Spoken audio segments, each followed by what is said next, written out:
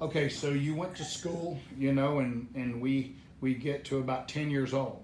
Obviously, your condition was not getting better; it was getting worse, and it got to a point to where you necessitated some type of surgical intervention. And you told me about this little boy with your first experience in the hospital that you would never forget, that set you up for the rest of your life, but you didn't know it at the time. Yeah, I had it was the day of surgery, or actually the day before. It was the day before, in all honesty.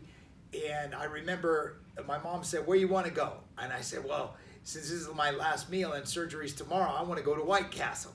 Uh-oh. So I went to White Castle and had that little steamed burger, and I was so happy.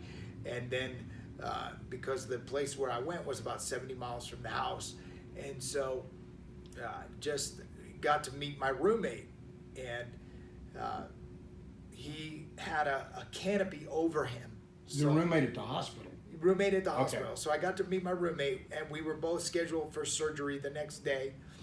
And so I got to meet him, and he's like, "Hey, how are you?" I go, "Good, how are you?" And he said, "You're here for surgery?" He said, "Yeah, me too. I've had a few of them." And I said, "Well, this is my first one." And so he was just a really sweet guy, just real happy. That's what I just remember. He had like this infectious smile that just, made you feel at peace. And so, as I said, he had a canopy over him, and he's laying down in the bed. So I'm just thinking, oh, he's covered up and he's totally whole under there, not knowing.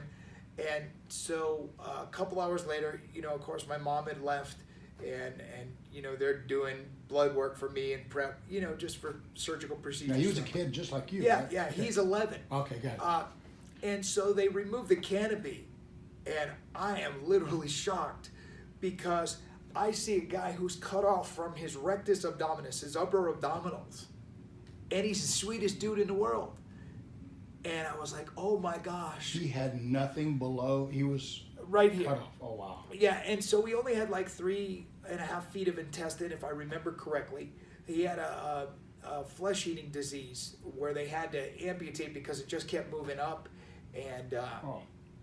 And this was like in 75, 74? 75. And so I just remember, gosh, he's such a sweetheart, and he's going through all this, and I remember what he had said to me. I said, oh my gosh, what had happened? He explained about his flesh-eating disease where they had to amputate more so it wouldn't keep moving up, because once it hits the, and so long story short, he had said something to me. He said, Johnny, just remember this. No matter what you go through, you had never have a right to take it out on anybody else. Oh. So I want 11-year-old kid. 11 years old, and he goes, I want you to remember to just try to be the best person you can be no matter what happens. And I never forgot that. 11 years old. That's amazing. 11 going on 88 with more wisdom than anybody I've ever met in my life. And you don't ever know what happened to him. I don't. Unfortunately, he had his surgical procedures, but I remember his dad would come in and go, I brought your better half. And it was his prosthetics. And they were the most joyful, loving, supportive family you could ever imagine. And I think that was a big key to his success. And it was probably a big key to your success, buddy. True. Because you had no idea what the future had in store for you. Yeah, I didn't, but I was bound and determined to never lose that pearl of wisdom he gave me. And you haven't, buddy. It's amazing.